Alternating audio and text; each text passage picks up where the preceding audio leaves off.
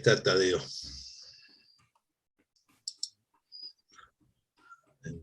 Ahí, Norberto, te mandé un WhatsApp hoy a la mañana. Después con tiempo míralo. Puedo entender cómo se me pasó. No hay problema. No. Pues pasé así revista a los. Estaba. Sí, ahí.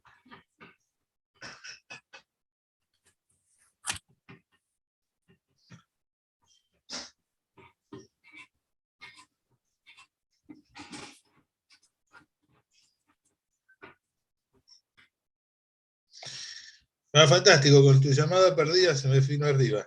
Está bien, perfecto. No, recién cuando lo volví a abrir por las dudas, pero nada, después mirarlo con tiempo y vemos cómo lo podemos derivar. Por ahí podemos, no sé, involucrar a gente de tutorías.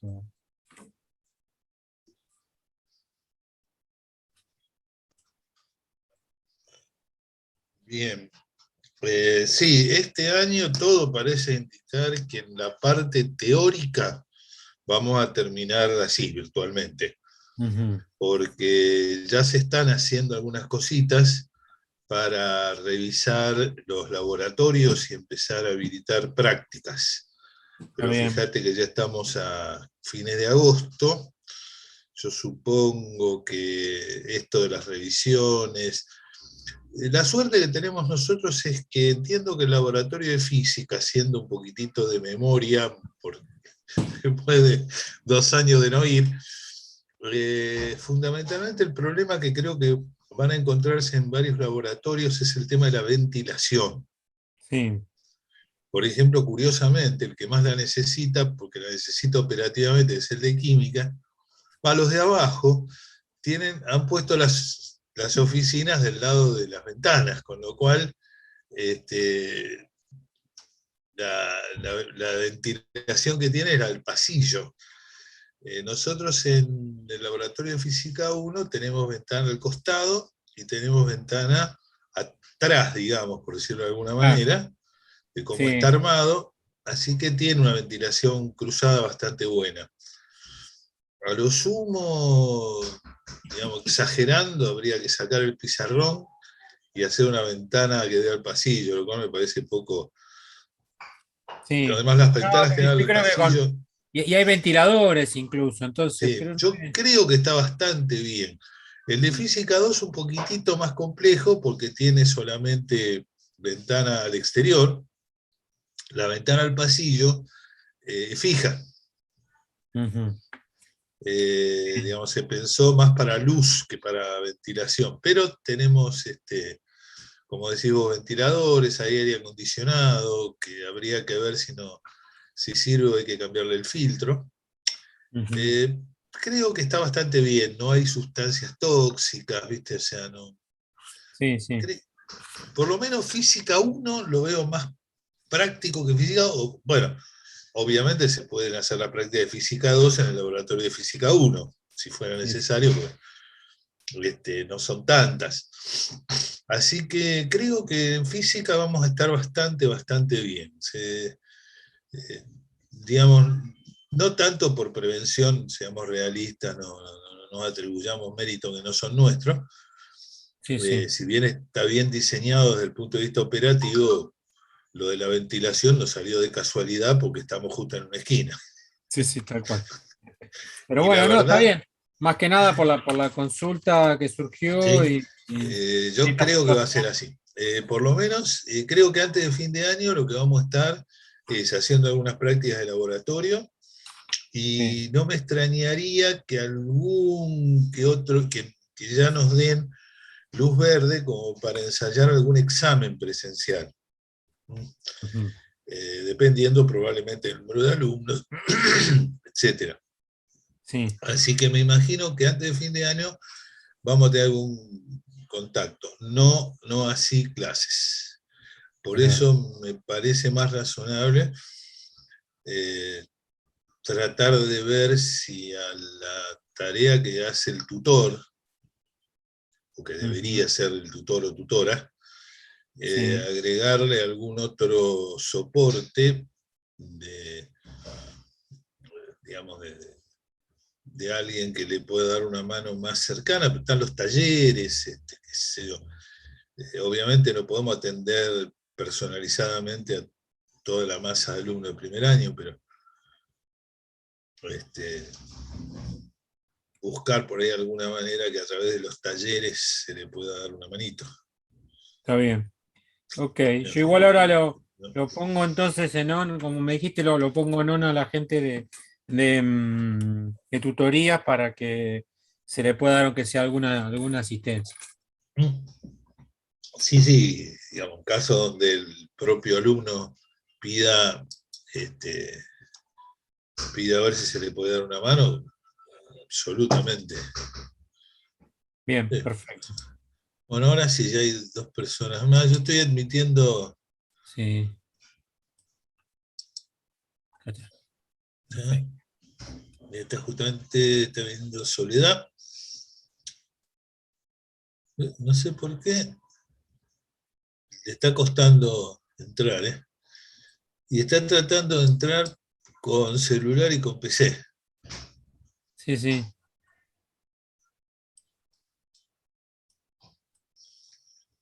Ahí está. Perfecto. Bueno, y después ya ahí arrancamos. Son 13:15. Eh, bueno, buenas tardes a los que llegaron recién. Estamos esperando un minutito porque está ahí Soledad, que está intentando entrar por 3 vías distintas. Ujú. A ver si puede hacerlo.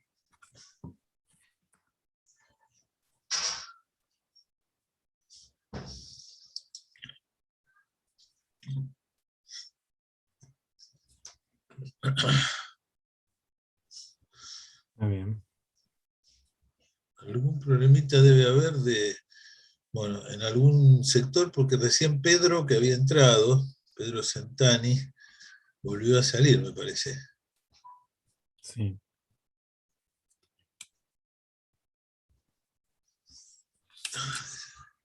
Sí.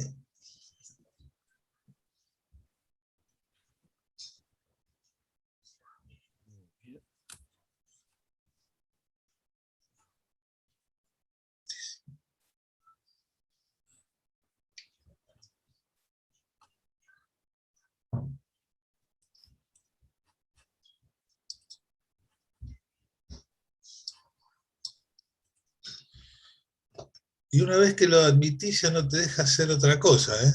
No, no. Ya quedan las garras de Zoom. Sí, sí. Tal cual. Tal cual. O bueno, o entró o se cerró una de No, los se intentos. cerró. Se cerró. Se cerró. Bueno, chicos, vamos a hacer una cosa. Mientras con un ojo le prestamos atención a la sala de espera, a ver si podemos hacer algo por Soledad.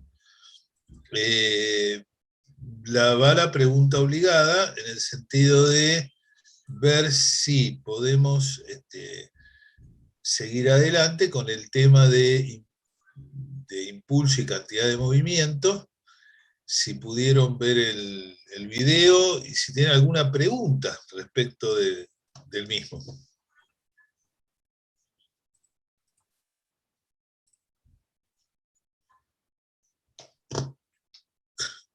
Entendemos que dado el tiempo disponible deberían haber podido todos ver el video, ¿no? Pero hago la pregunta al revés por las dudas. Hay quien no lo haya podido ver, como siempre les recuerdo, no será fusilado, no será azotado, no tendrá 2 días de calabozo, nada.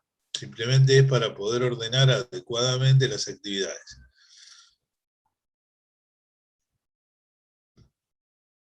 Chat disponible por si alguno quiere hacer algún comentario. Si no, en un minuto damos por sentado que todos tuvieron oportunidad de ver el video y reiteraremos entonces la pregunta de si hay alguna consulta respecto del mismo.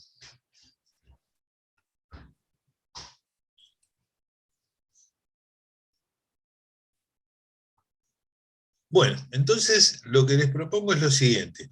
Vamos a arrancar haciendo el cuestionario Socrative del tema de impulso y cantidad de movimiento. Después hacemos la devolución y en el caso de que no hubiese, muchas preguntas o nos da el tiempo, lo dedicaremos a hacer más tiempo de ejercitación, ¿sí? Si anda bien el Sócrates, que por cierto ya debería estar habilitándose en la sala de siempre. Así trabajen tranquilos con el Sócrates.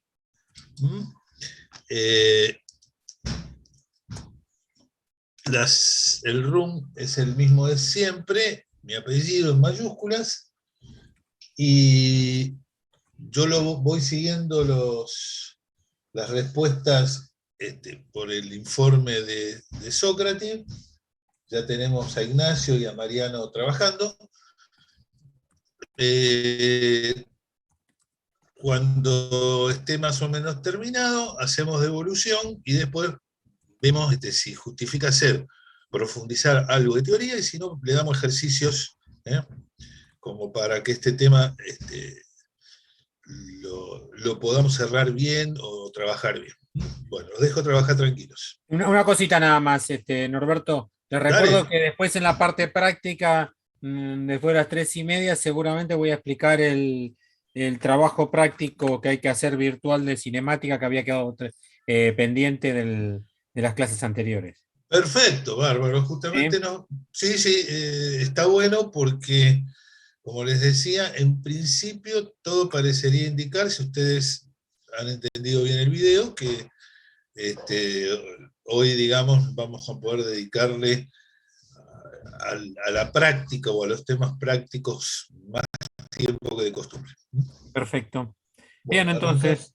estamos arrancando muy, muy bien.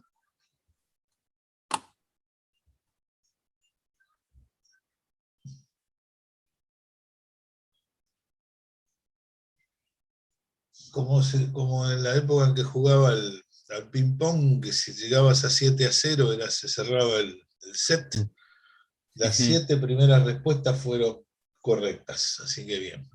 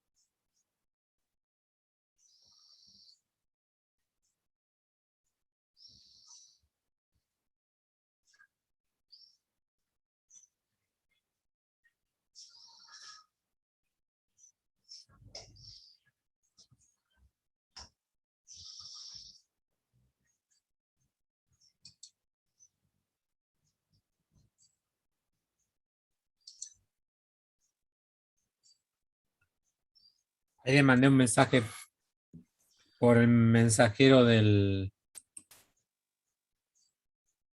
campus a Soledad para que vaya al Sócrates. Fantástico. Por cierto, ya tenemos 3 alumnos que ocupan el podio porque tienen 100% respuestas correctas. Ignacio Monti, Agustina Pérez Aracho y Micaela Bergani. Felicitaciones a los 3. Después tenemos, está muy bueno también alguno que, como Agustín, que tiene una sola respuesta mal, digamos, está recontra bien ese también. Pero está muy, muy bueno tener como por lo menos 3 ya, y hay algunos, y hay un par de candidatos más, a llegar también a esa marca.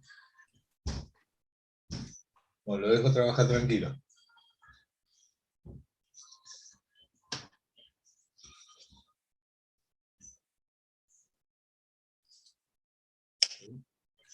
Me he dado cuenta que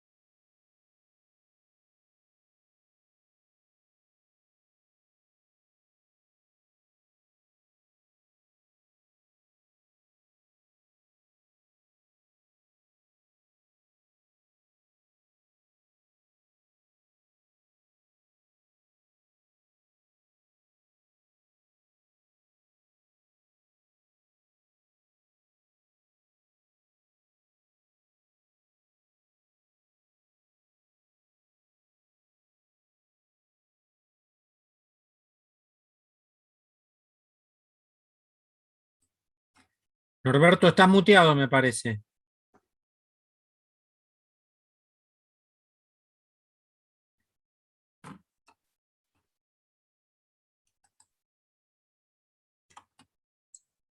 Ahora no estoy muy...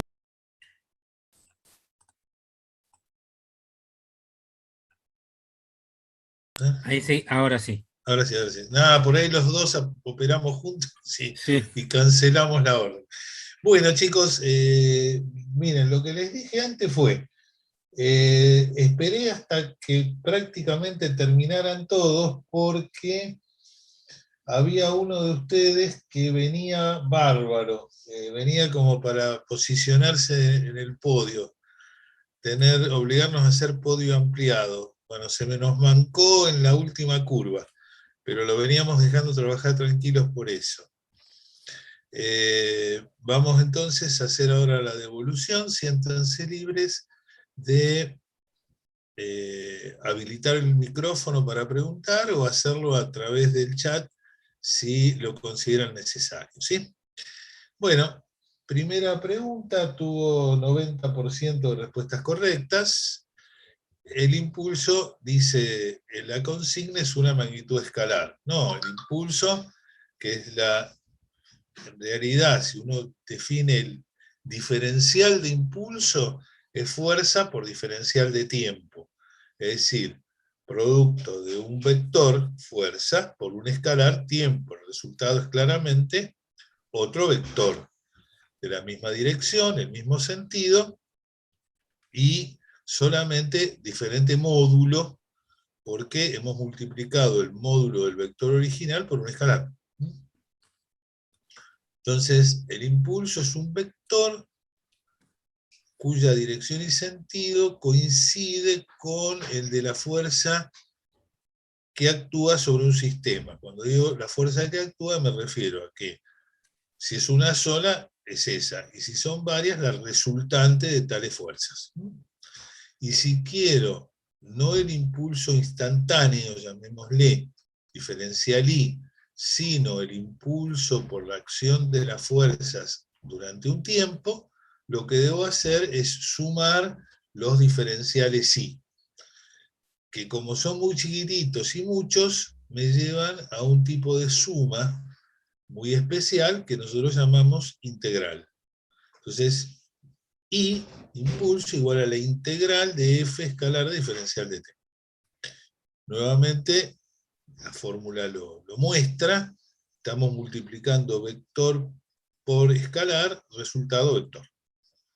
El impulso es una magnitud vectorial, lo mismo que la cantidad de movimiento, desde luego, que es m por b, y si el impulso es igual a la variación de la cantidad de movimiento, las dos magnitudes tienen que ser del mismo tipo. Muy bien. ¿Alguna preguntita con esto? Bueno, además acabo de anticipar un poquito el resultado de, o mejor dicho, la respuesta correcta que corresponde a la segunda, ¿no es cierto? Yo acabo de decir, si el impulso es igual a la variación de la cantidad de movimiento, bueno, acá estamos hablando del impulso de una fuerza, insisto con lo que dije antes, si tienen más de una fuerza, eso aplica a la resultante de las fuerzas, que actúan sobre un cuerpo, es igual a variación de la cantidad de movimiento. Eso está demostrado en rigor. ¿Cómo lo demostramos o cómo lo incorporamos a nuestro modelo? Les recuerdo que cuando Newton definió fuerza, eso lo hemos dicho, él dijo que la fuerza, esto lo dice el apunte, lo habíamos dicho nosotros 15 días después, 15 días atrás, ¿no? No después, sino hace 15 días antes. Que la fuerza es la derivada de la cantidad de movimiento respecto al tiempo. Esto fue en el modelo de Newton, el modelo que nosotros defendemos, el modelo que presentamos, el modelo que analizamos, la forma en que Newton definió la fuerza, ¿sí? Bueno, nosotros dijimos masa por aceleración, ¿por qué? Y porque es más fácil. Si la cantidad de movimiento es m por b, m es una constante y nos queda derivada de b respecto de t, que es la aceleración. Nos queda fuerza igual a masa por aceleración. Lo cual en realidad es similar y asusta menos. Es más fácil de introducir fenomenológicamente en nuestro modelo, porque nosotros le mostramos cómo ponemos un cuerpo, cómo lo dejamos, ¿se acuerdan, no?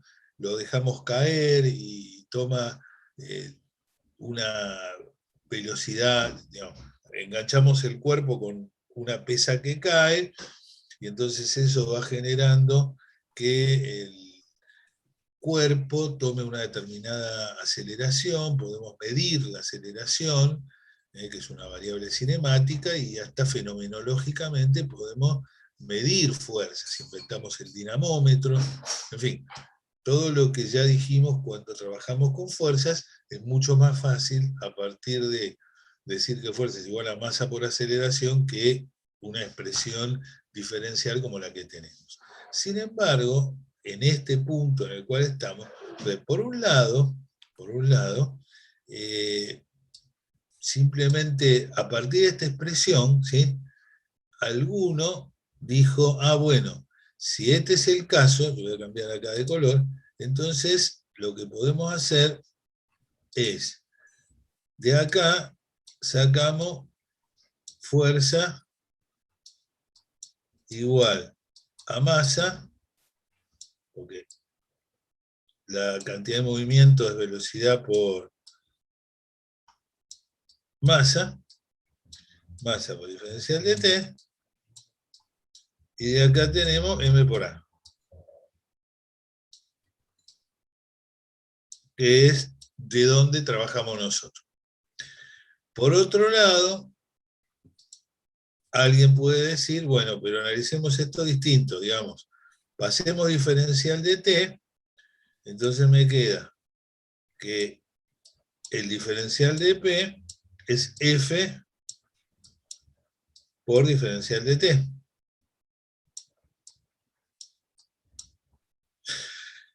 Si aquí integramos esto que tenemos acá es el impulso. Y acá voy a tener que ir desde un P1 a un P2, o P inicial y P final, con lo cual de este lado me queda delta P, y de este lado me quedo por definición impulso. Con lo cual, vemos que de esta definición original de Newton, podemos sacar esta expresión, ¿tá? Que tiene un errorcito que ahora lo voy a corregir, o, más que error es una omisión, o esta expresión. Estaba faltando el impulso, es una pregunta número 1 del cuestionario. Bueno, ¿sí? Entonces fíjense cómo de la definición original de Newton puede salir el concepto de fuerza igual a masa por aceleración, que es el que tomamos nosotros en realidad. Y nosotros dijimos, bueno, en lugar de arrancar de acá como Newton, vamos a arrancar de acá. Y hay otra forma de plantear, otra forma de enseñar el modelo de la física newtoniano partiendo de acá. No le parezca mentira. ¿Está? O sea, se puede partir de acá, se puede partir de acá, o se puede partir de acá. Pero claramente, la más fácil didácticamente es esta, y por eso la elegimos. Pero bueno, vayamos ahora entonces a la número 2, después de haber hecho esta explicación, y digamos cuál es la afirmación correcta. Veamos por qué cada una lo es o no. La primera dice que el impulso de la fuerza es igual a la cantidad de movimiento. No, no es igual a la cantidad de movimiento. Es igual a la variación de la cantidad de movimiento. La cantidad de movimiento, dice la segunda, es igual a la fuerza. Bacana. Cantidad de movimiento y fuerza hasta tienen unidades distintas. La cantidad de movimiento en todo caso es Newton por segundo, mientras que la fuerza es Newton, así que ni siquiera anda desde un punto de vista, llamémosle, dimensional, ¿sí?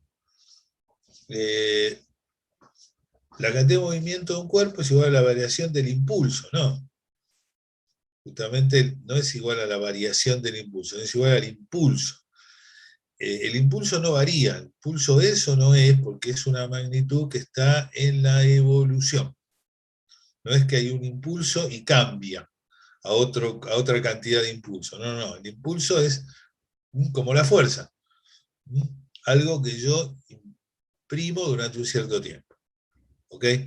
Y por supuesto, la que está correcta, el impulso es igual a la variación de la cantidad de movimiento.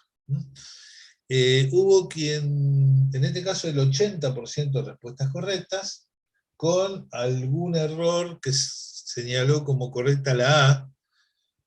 El impulso dice es igual a la cantidad de movimiento, no, es igual a la variación de la cantidad de movimiento. ¿Sí? Qué sé yo, es como cuando digo la aceleración tiene que ver, es directamente proporcional a la velocidad. No, en todo caso es directamente proporcional a la variación de la velocidad. ¿Está? Delta V igual a A por T. ¿Okay? O sea que directamente, digamos, es algo que...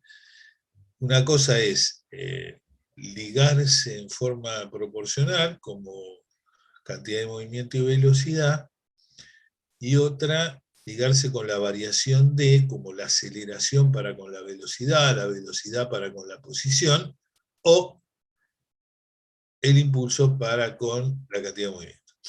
¿Ok? Y alguno respondió que la D, que ahí hablar de la variación del impulso no, y además es al revés, no es que la cantidad de movimiento es igual a la variación del impulso, sino que es la variación de la cantidad de movimiento lo que tiene que ver con el impulso.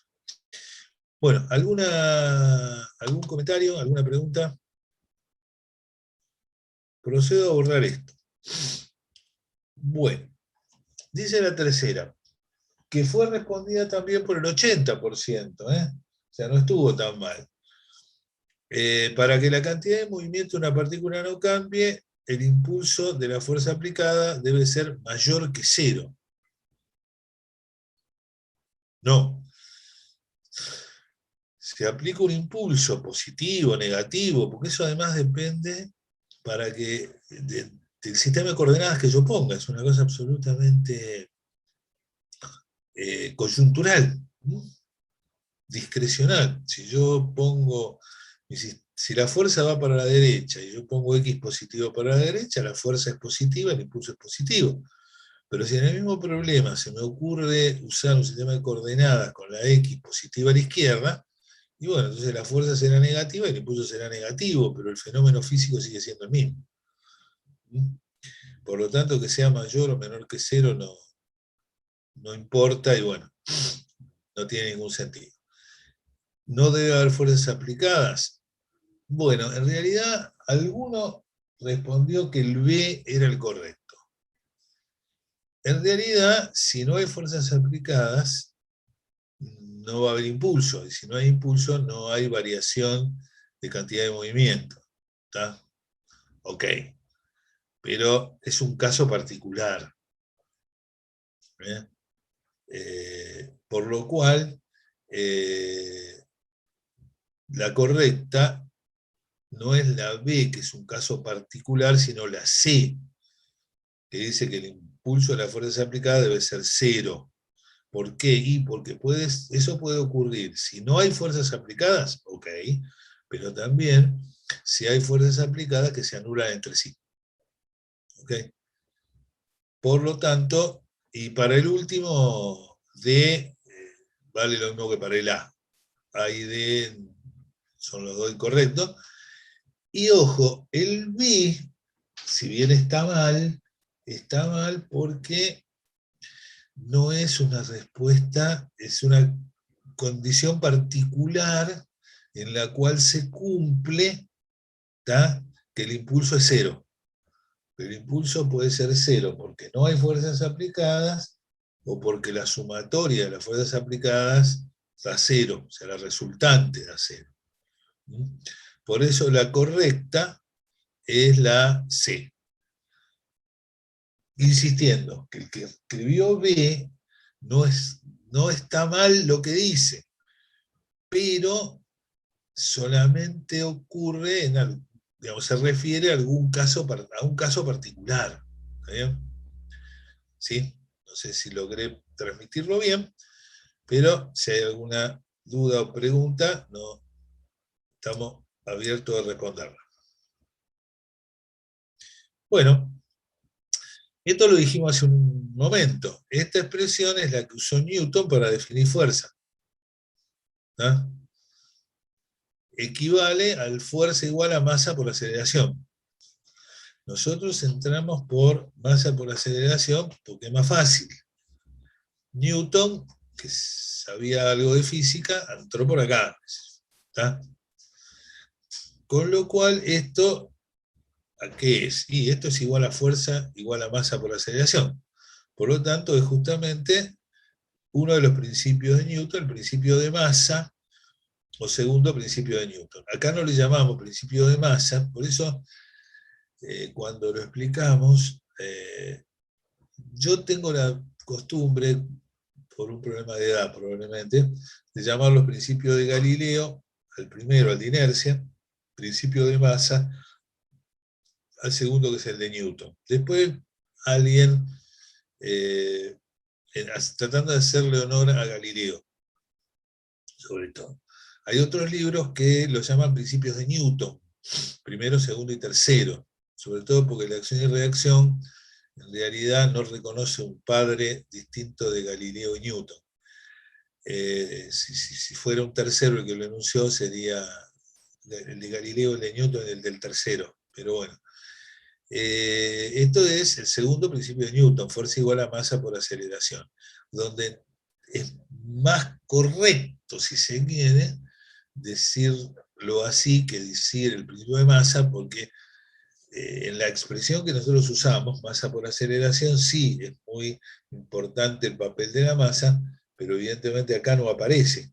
Claro, está metida acá, en la cantidad de movimiento. Nada que ver con el momento cinético, que por otra parte tiene que ver con la rotación. El cálculo de la cantidad de movimiento es mucho más fácil hacer masa por velocidad. No es la conservación del impulso, no es la conservación de la energía, es el segundo principio de Newton. En todo caso, podría ser el de conservación de la cantidad de movimiento, donde yo digo que la sumatoria de las fuerzas es cero, se conserva la cantidad de movimiento, porque dP a dt daría cero, lo cual indica que P es una constante, ¿no? Si la derivada de algo respecto del tiempo da cero es porque es una constante.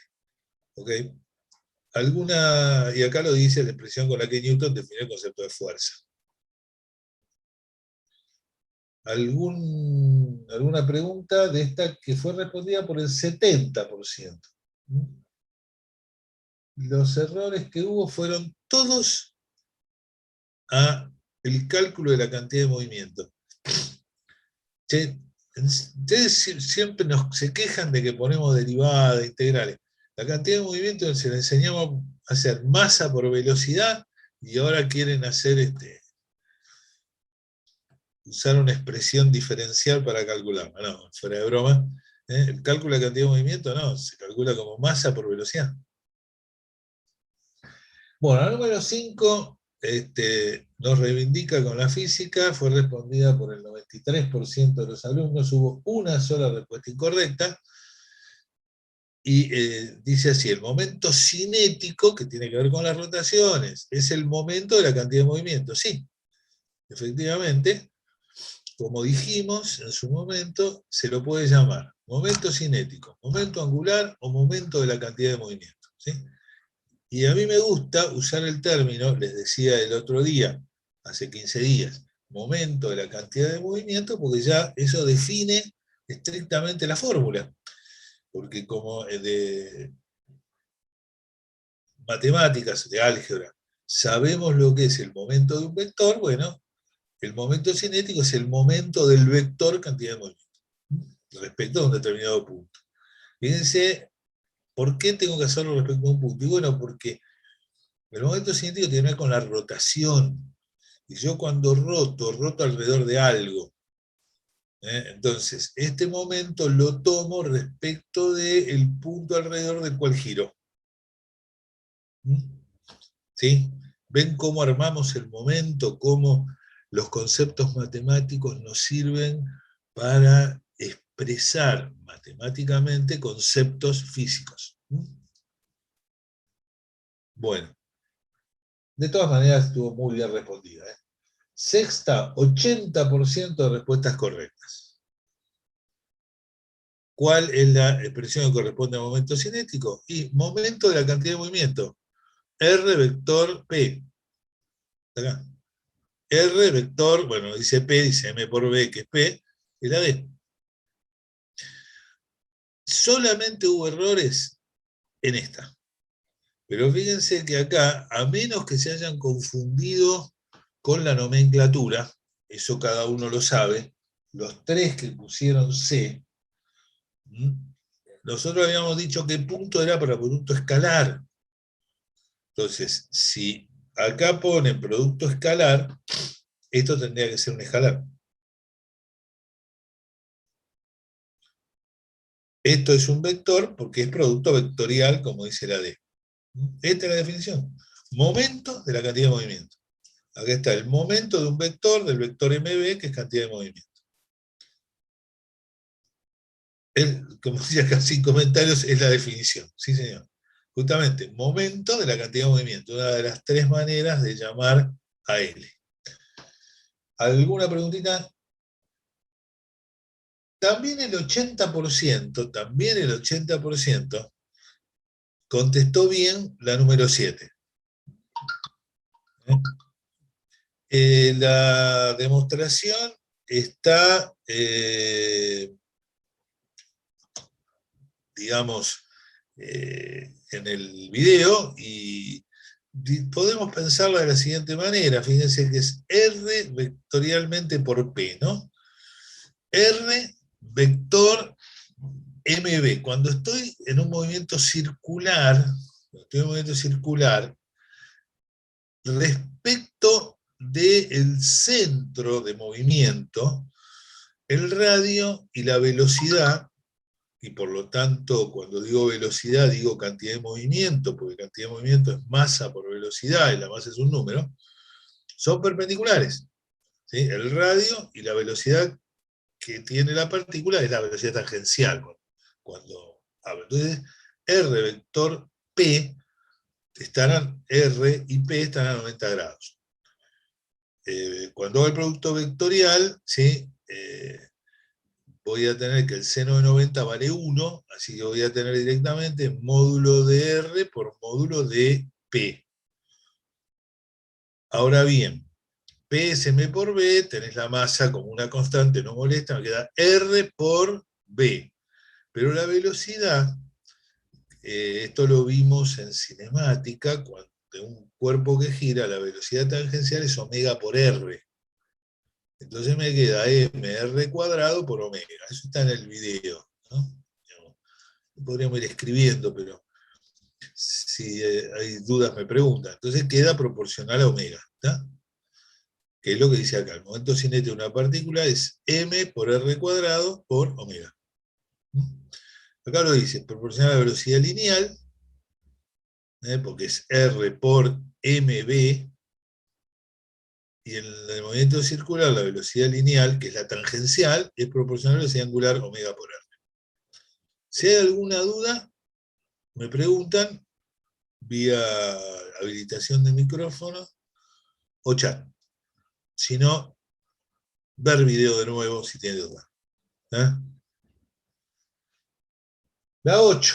La 8, curiosamente yo hubiera pensado que iba a tener mayor cantidad de respuestas correctas. Fue respondida correctamente por el 60%.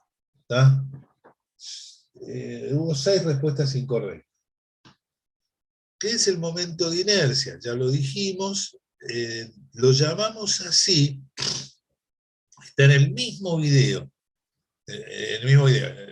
En el video, sí, el mismo video de impulso y cantidad de movimiento, pero en el mismo tema. Justamente habíamos llegado recién a la expresión de que L es igual a M por R cuadrado por omega. Bueno, el MR cuadrado le damos un nombre, lo llamamos momento de inercia. Y como es el producto de la masa, que es un escalar, por el cuadrado de R, claro, R es un vector, pero el cuadrado de un vector es un número, igual al cuadrado de su módulo. Por lo tanto, mr cuadrado es el producto de dos escalares y es un escalar. El momento de inercia no es una magnitud vectorial, sino es una magnitud escalar. Bien, vamos por partes.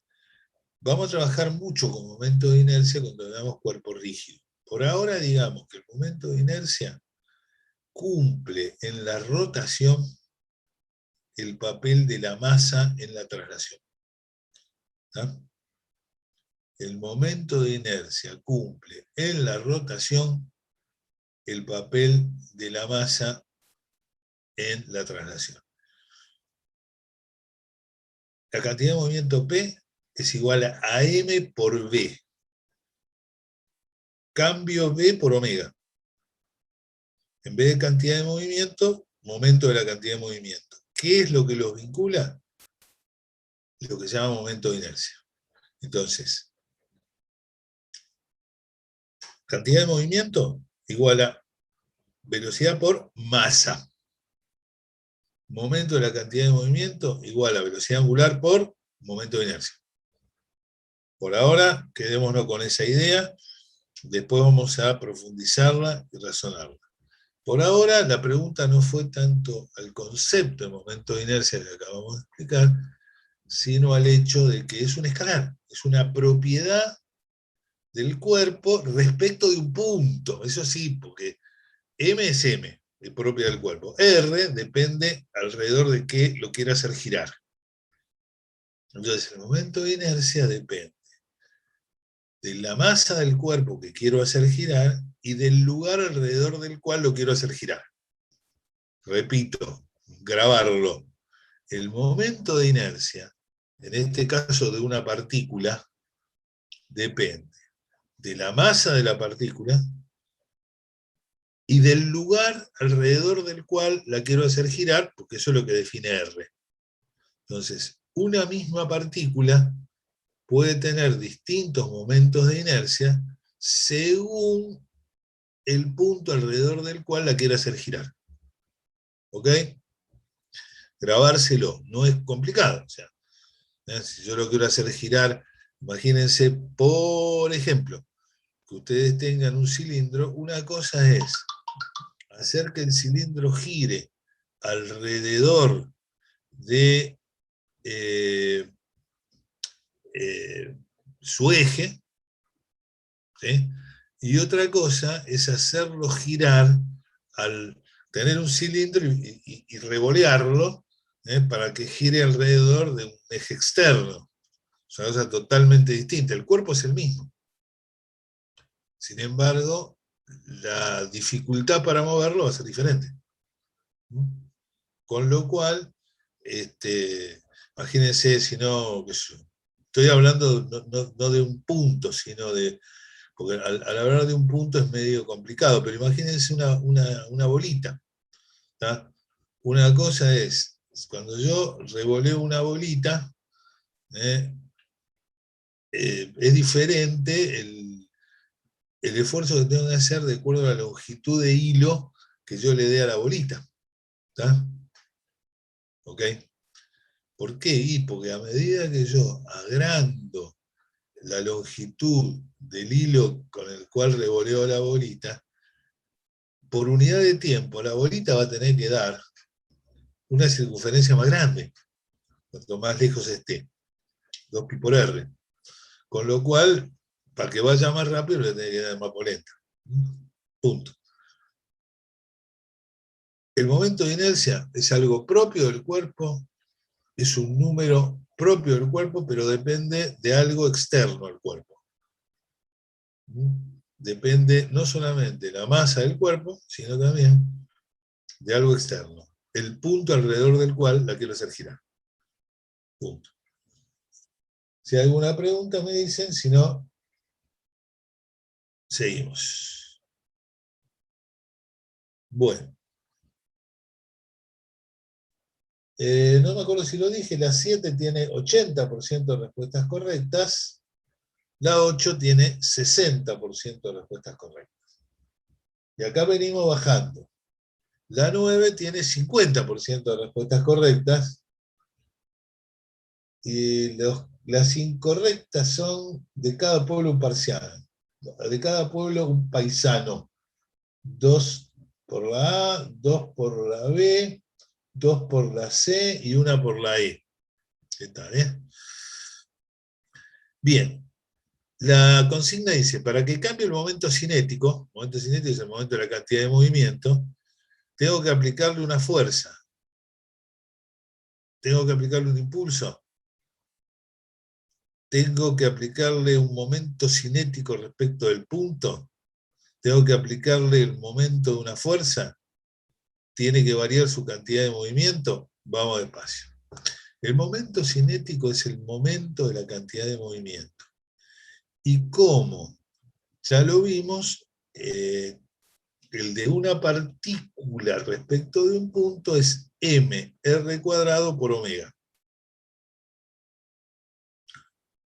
Si yo le aplico una fuerza, depende de qué fuerza, porque esa, fíjese, tendría que variar. La masa no va a variar. R no va a variar. Tiene que variar omega. O, junto con omega, la velocidad tangencial. Si la fuerza que le aplico es radial, no modifica, genera una aceleración normal, no modifica el módulo de la velocidad tangencial, no modifica la velocidad angular. Por lo tanto, no es cuestión de aplicar una fuerza, sino qué fuerza. ¿Tá? Que se le aplique un impulso, lo mismo. ¿Tá? Un impulso es una fuerza un tiempo, si yo le pego un golpe, pero en la dirección radial, le apliqué una fuerza, un impulso, pero se lo apliqué en una dirección en la cual no altera la velocidad angular, con lo cual no se altera el momento cinético. Que se le aplique un momento cinético, no sé qué es eso. O sea, el momento cinético no es causa, es consecuencia. ¿Ah? O sea, no tendría mucho sentido. Es como decir, le aplico una velocidad respecto del punto. ¿Qué es eso? La velocidad es consecuencia, no causa. ¿Ah? ¿Okay? Es una variable, tengo que aplicar una variable de proceso para que cambie, no una variable de estado. Y obviamente que se le aplica un momento, sí, porque el momento justamente lo que tiende es a cambiar la rotación. Entonces, le puedo meter un momento que frene, en cuyo caso, digamos, va a disminuir omega. O le puedo aplicar un momento que aumente omega, en cuyo caso va a aumentar también el momento de la cantidad de movimiento, ¿no? Pero un momento sí me hace cambiar la velocidad angular. Y que varíe su cantidad de movimiento, nuevamente estamos en la misma de antes. Si varía la cantidad de movimiento, habría que ver por qué se produjo la variación de cantidad de movimiento o en qué sentido.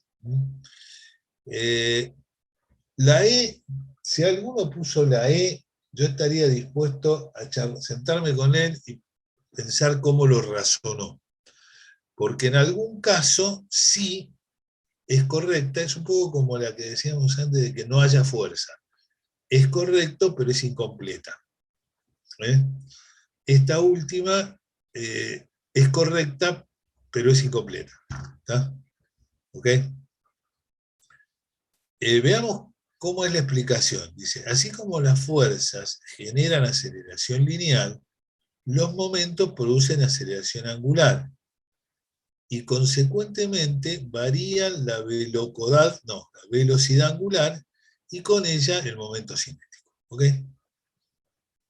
Bueno, creo, insisto una vez más, hubo uno que puso la E en un examen, estaría dispuesto a sentarme con él para analizar juntos cuál fue su razonamiento, porque apunta a un caso, ¿tá? Igual que antes, con el tema de la fuerza cero. Bueno, y acá terminamos mal, porque justamente la peor de todas, y es raro, porque generalmente las peores suelen ser preguntas como la anterior, en la cual hay muchas opciones, entonces hay más posibilidad de equivocarse. Generalmente las falso verdaderos son las que tienen mejor respuesta. Pero bueno, acá la que tuvo peor respuesta fue la 10, donde es la única en la cual hubo más cantidad de incorrectos, 8, que de correctos, 6. Muy bien. Para una partícula que tiene un movimiento circular, se puede hacer que aumente su velocidad angular sin aplicar momento de fuerza sobre ella. En realidad es de impulso, es de, digamos, no es necesario, digamos, ¿cómo decirlo? Analizarlo aquí en momento cinético, pero podemos hacerlo, ¿tá? Para ello, si yo no aplico el momento de una fuerza, que era lo anterior, si aplico el momento de una fuerza, le hago variar, ¿sí?, la velocidad angular y con ella el momento cinético. Pero hay un elemento más, yo lo mencioné tangencialmente. El momento de la cantidad de movimiento, momento cinético o momento angular, es el producto de la cantidad del momento de inercia por la velocidad angular. Entonces, acá hay un razonamiento doble. Primero, si yo aplico una fuerza,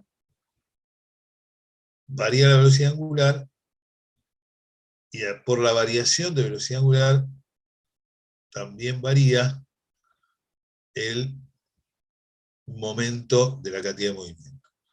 Si yo no aplico fuerza, no varía la cantidad de movimiento, ni el momento de la cantidad de movimiento, o sea, se conserva, fíjense, si yo no aplico fuerza, es esta fórmula de acá. Si la fuerza es 0, dp a dt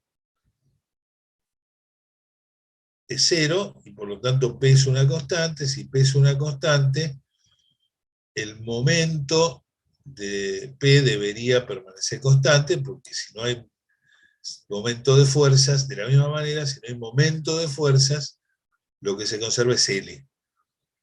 Ahora, L depende de dos cosas: de la velocidad angular y del momento de inercia. Yo puedo variar las dos y compensarlas, manteniendo, ¿sí?, el momento de la cantidad de movimiento. A ver, vamos de nuevo. El momento de la cantidad de movimiento es el producto del momento de inercia por la velocidad angular. Si yo no aplico un momento de fuerza, ¿sí?, en realidad lo que no varía es el momento de la cantidad de movimiento, lo que no varía es L. Ahora vamos a dar un ejemplo. Ahora, la no variación de L no significa que solo pueda darse manteniendo constante el momento de inercia y la velocidad angular. Si yo aumento el momento de inercia, disminuyo la velocidad angular. Si disminuyo el momento de inercia, aumenta la velocidad angular. Pensemos el siguiente ejemplo, que en realidad no, digamos, sería para una partícula que está, imagínense, una partícula arriba de un disco. En el extremo puede ser una persona que está arriba de una calecita.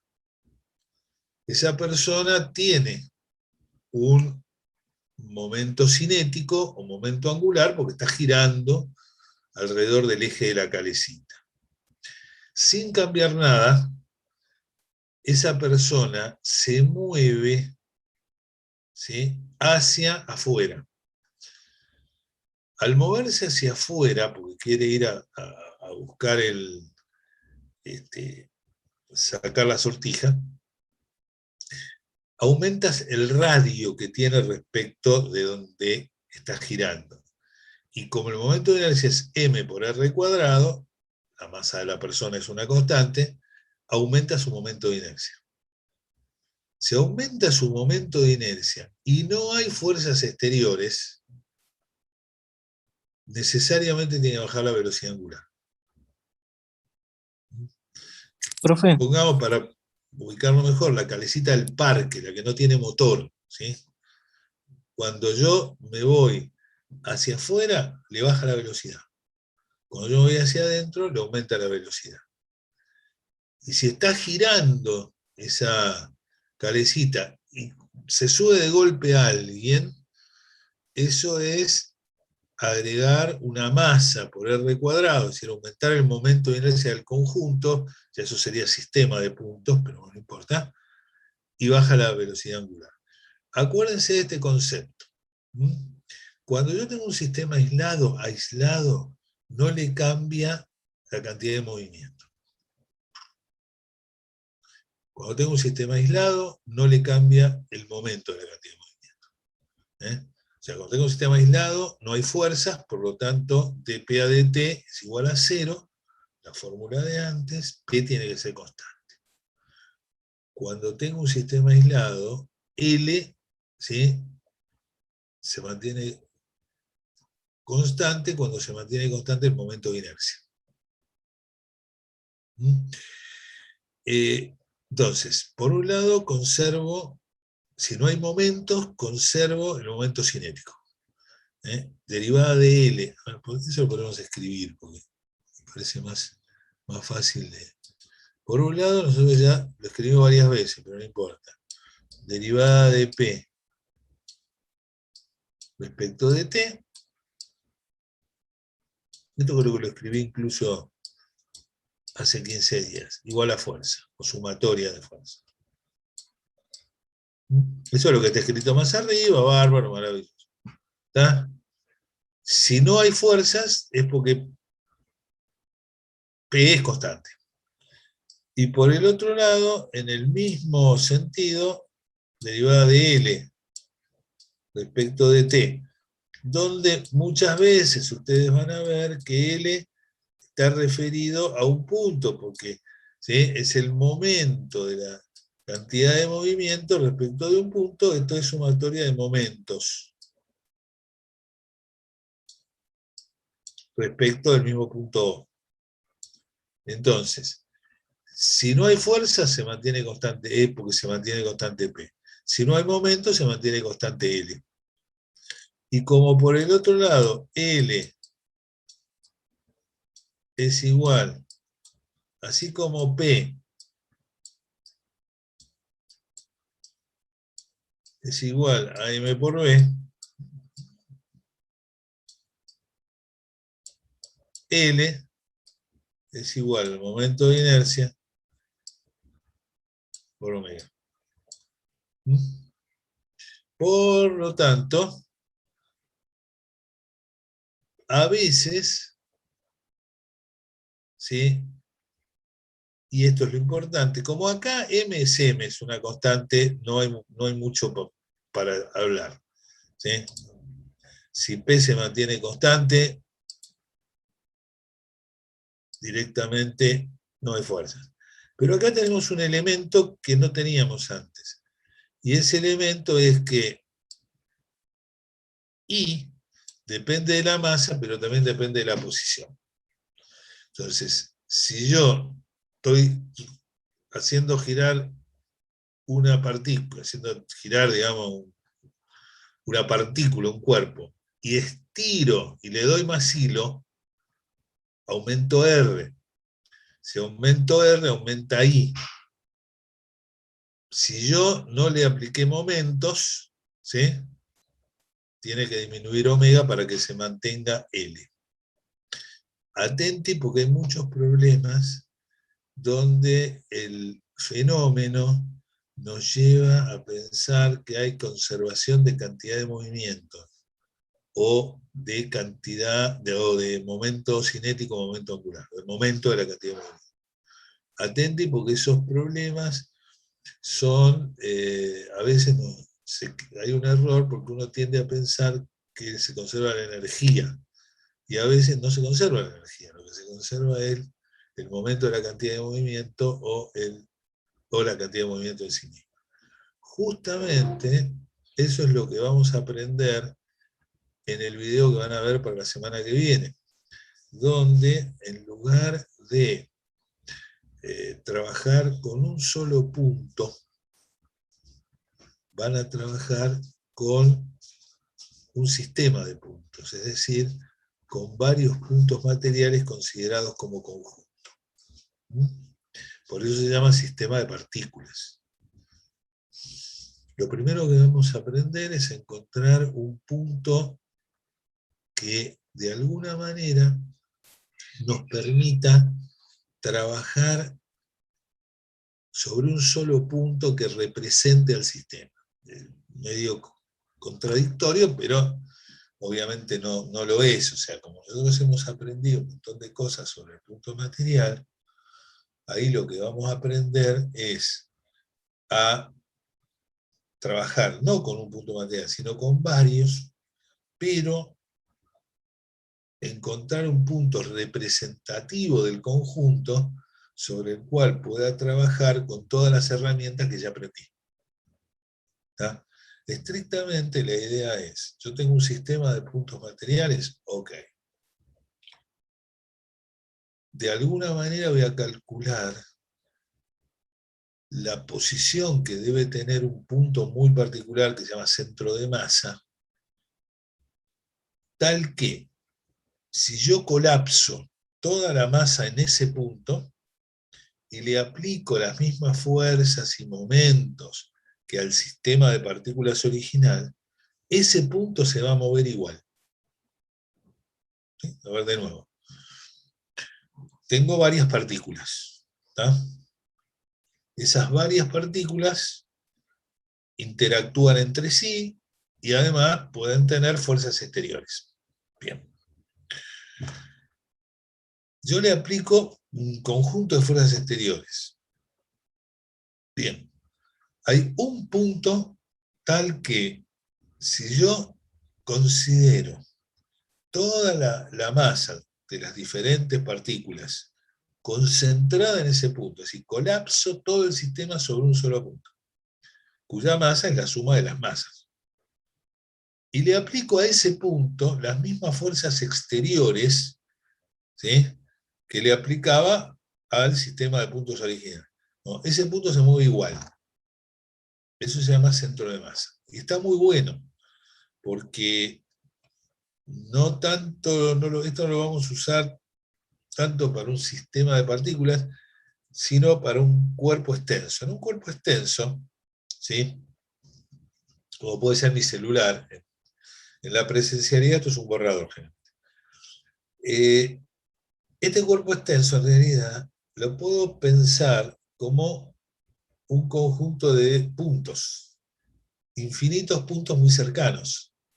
Es como un sistema de partículas muy chiquititas y muy cercanas la una a la otra, las moléculas de los distintos elementos que componen el celu. Supongamos que este celu empieza con la pantalla, mirando a la pantalla, y después de hacer una serie de movimientos estrafalarios, termina al revés, dándole la espalda.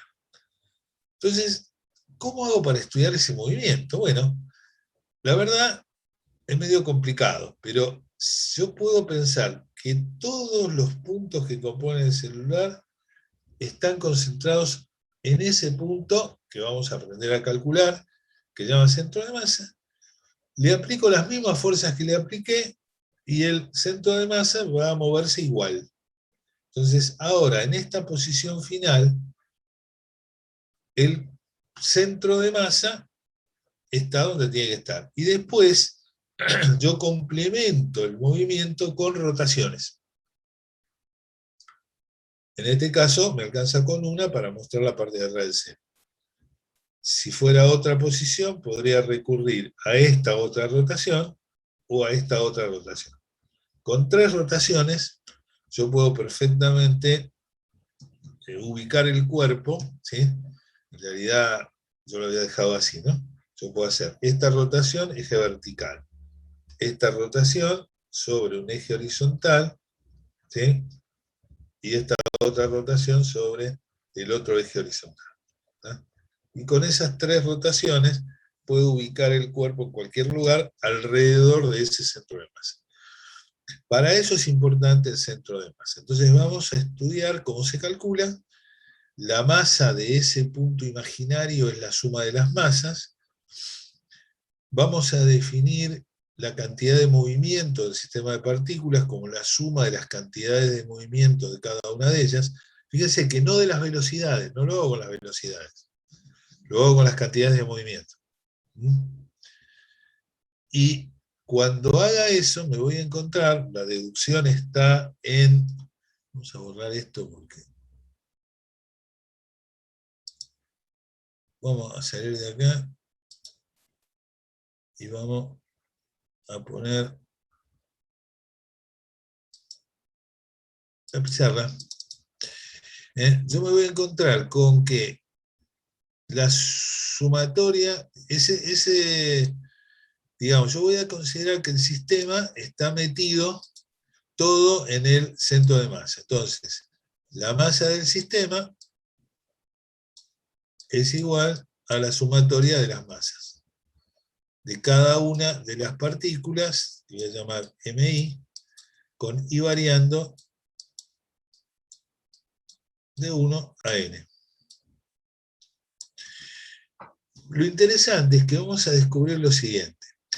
La cantidad de movimiento del sistema, nadie se puede enojar por esto, es igual que antes, en lugar de las masas, sumo las cantidades de movimiento de cada una de las masas que componen el sistema. La demostración, insisto, está ahí. Pero lo interesante es que se demuestra que esto es igual al producto de la masa del sistema.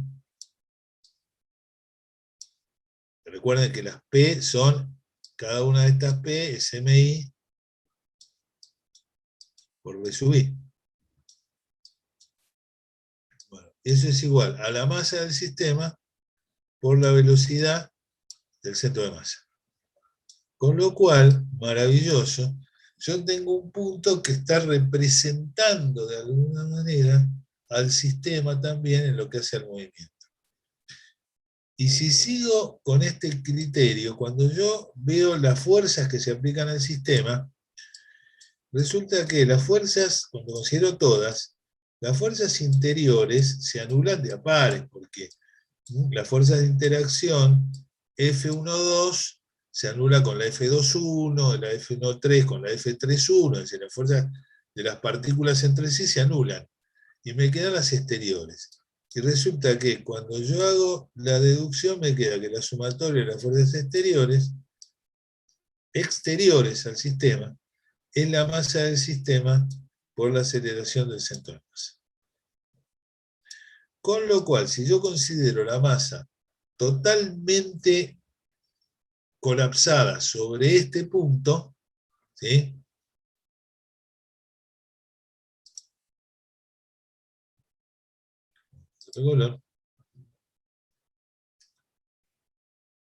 Acá está la explicación que dábamos antes, ¿no? Y yo considero todas las fuerzas, las exteriores, porque las interiores se fueron anulando entre sí, aplicadas sobre ese punto, cuya masa es la suma de las masas, de lo que dije antes,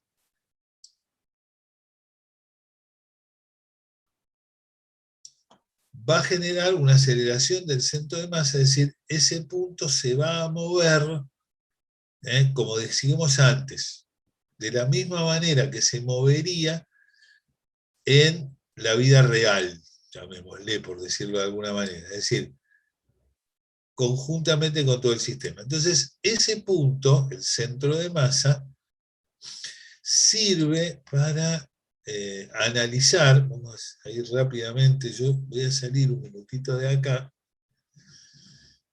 y les voy a mostrar cómo estamos de tiempo. Bien, estamos bien de tiempo. Salgo de pantalla completa. Yo estoy trabajando un minutito fuera de... Acá estamos. Lo teníamos preparado ya. Lo teníamos ya preparado. Pero hay que buscarlo.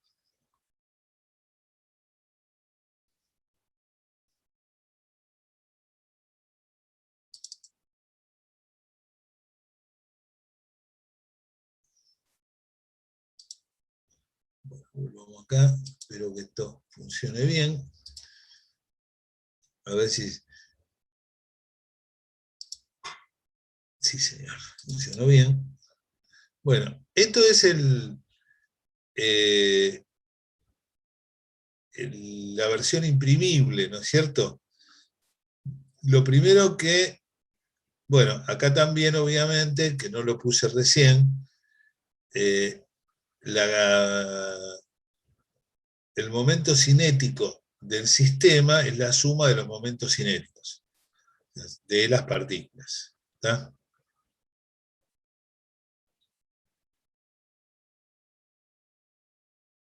¿Y acá qué hice yo? ¿Con esto?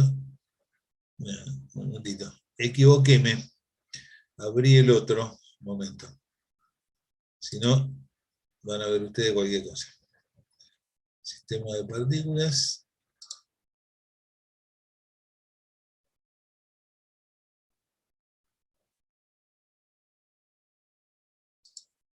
¿Por qué me olvidó este?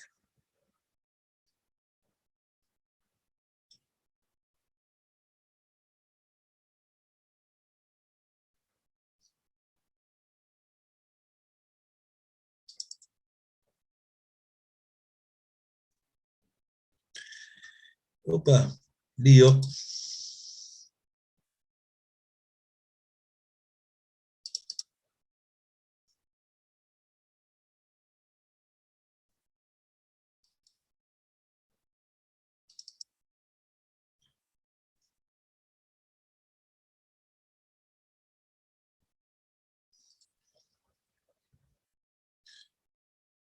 Momentito, ya estamos porque acabo de descubrir un problemita.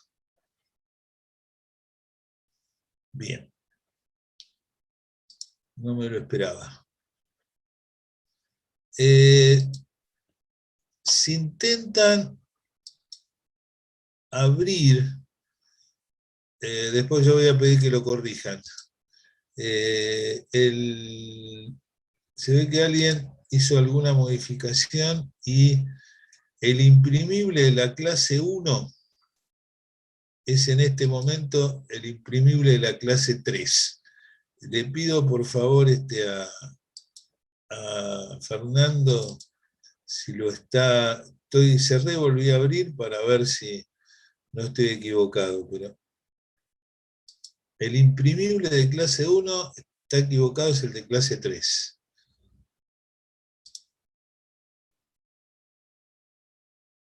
Ahí lo toman.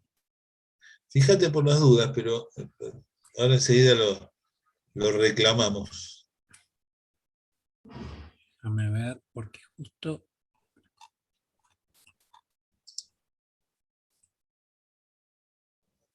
Está. Muy bien.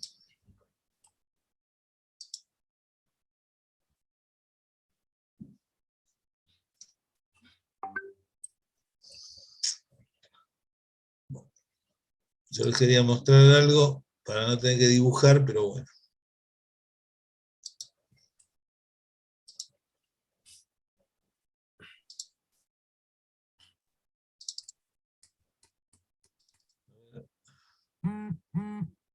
Sí, tal cual, como vos lo decís. A ver.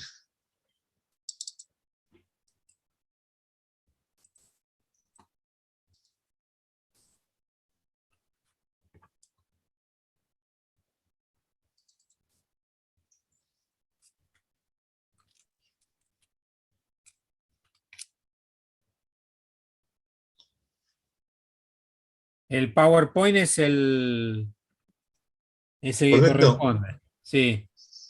Pues estoy tratando de abrir, pero no sé si me va a permitir compartirlo. Ahí están viendo el PowerPoint. A ver.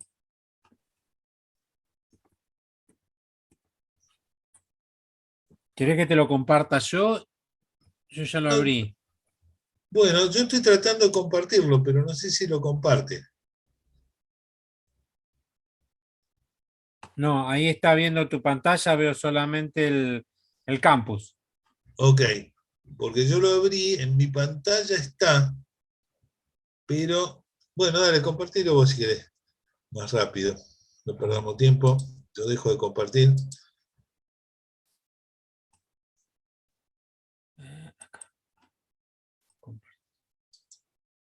Decime cuál es la filmina. A ver.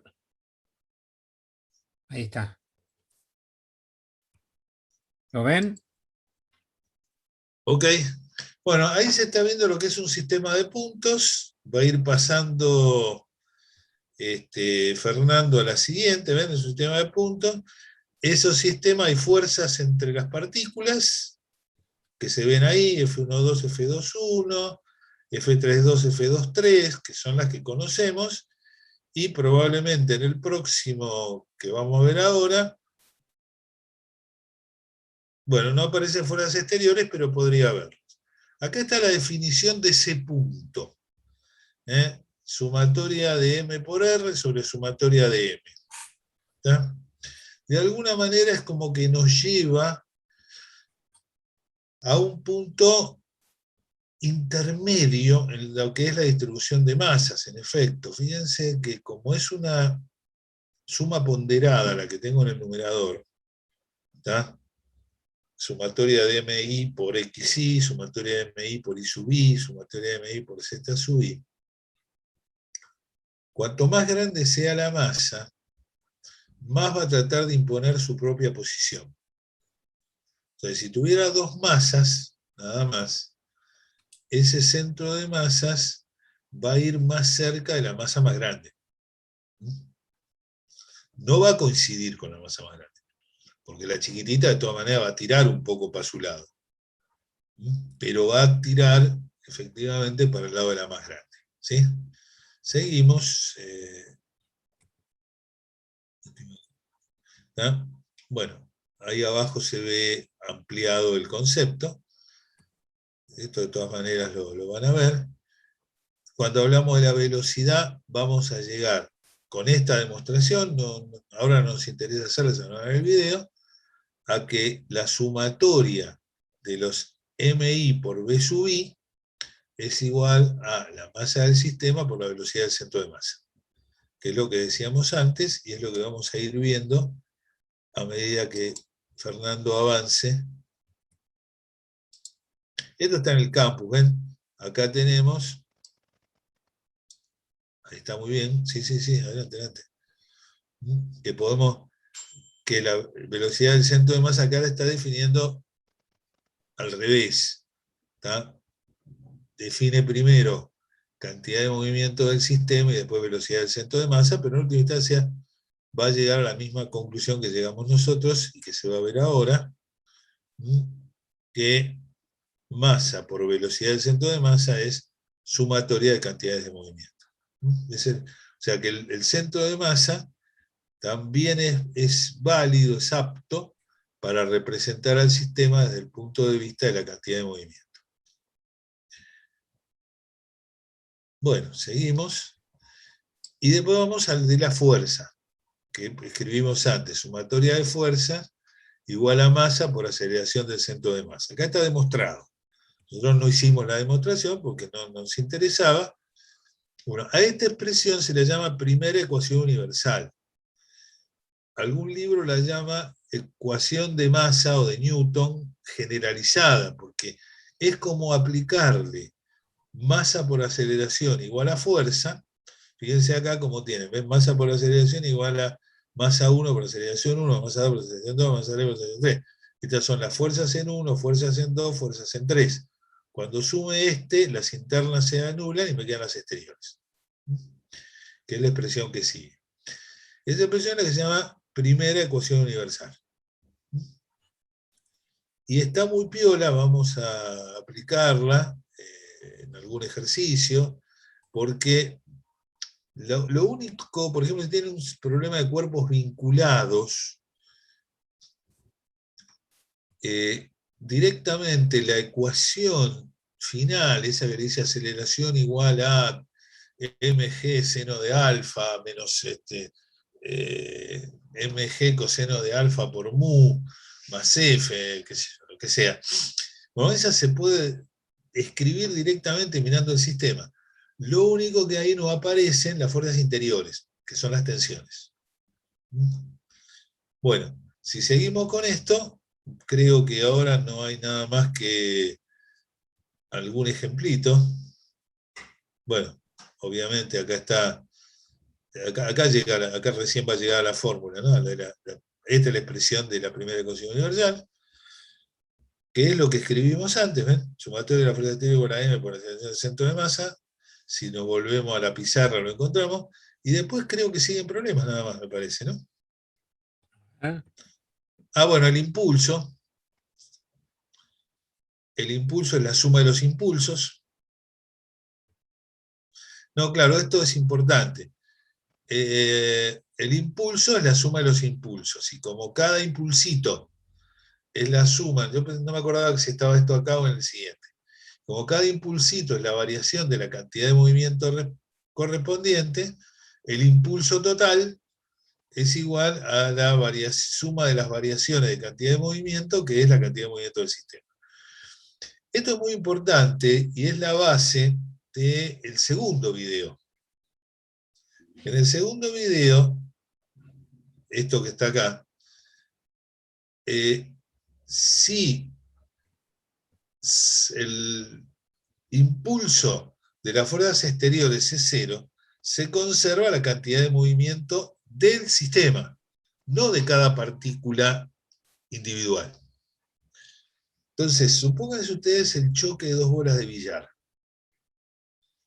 Uno puede imaginarse que en el choque de las dos bolas de billar no hay fuerzas exteriores significativas en el momento del choque. ¿Está? Hay una fuerza de interacción, sí. Pero esa fuerza de interacción de bola 1 sobre bola 2 sobre bola 1, ¿sí? O bola blanca sobre bola 6 sobre bola blanca, si estamos jugando al pool, hace que el impulso que la bola blanca le da a la lisa sea igual al que la bola lisa le da a la blanca. Con lo cual, las cantidades de movimiento que se dan mutuamente, desde el punto de vista del sistema, se anulan, porque están dentro del sistema. Con lo cual, el sistema de las dos bolas de billar queda con la misma cantidad de movimiento, pero ahora distribuida distinta. Cada una de las dos bolas que chocaron tomó una velocidad diferente a la que tenía. Pero esas dos velocidades son tales que la suma de las cantidades de movimiento, no de las velocidades. En este caso, curiosamente, las velocidades, porque todas las bolas son iguales, pero, o sea, todas las bolas tienen la misma masa. Pero en última instancia, si las bolas son de masa distinta, vale para cantidades de movimiento, la cantidad de movimiento del conjunto queda constante. Y esa es la base sobre la cual se estudia el fenómeno de choque.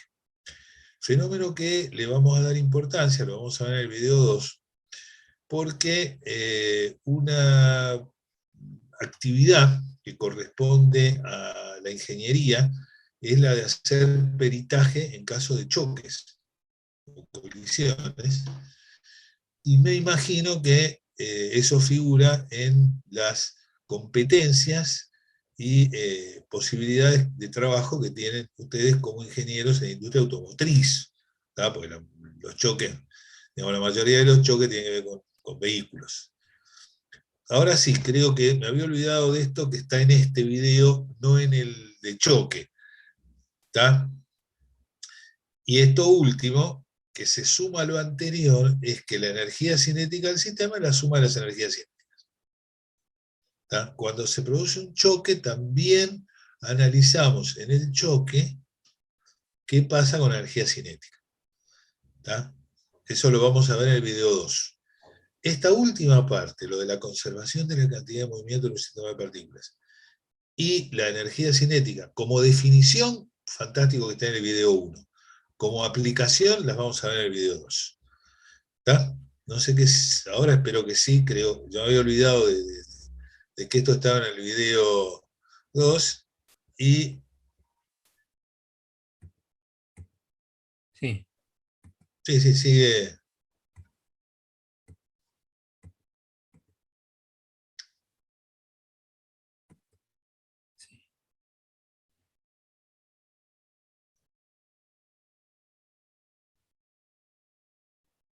Esto es otra. Y acá ya Y empieza el después ejemplo del siguen centro de todos masa. ejemplos. Bueno, simplemente entonces, como ustedes verán, el video que van a ver, no sé cuánto tardé yo en escribir lo que escribí. Ahora sí, lo que sigue son todos ejemplos. Con lo cual, digamos que no debería traerles dolores de cabeza, y es más, acá tienen otro problema. El video 1 ya incluye algunos elementos, llamémosle teóricos, conservación de la cantidad de movimiento de un sistema de partículas, impulso y energía cinética en un sistema de partículas, que en realidad vamos a aplicar en el video 2. Fíjense que esto último, vuelvo acá un minuto, esto resume todo el video, menos la parte de conservación de cantidad de movimiento que deriva de acá, o deriva de acá, según quieran, porque es sumatoria de fuerzas igual a dp a dt.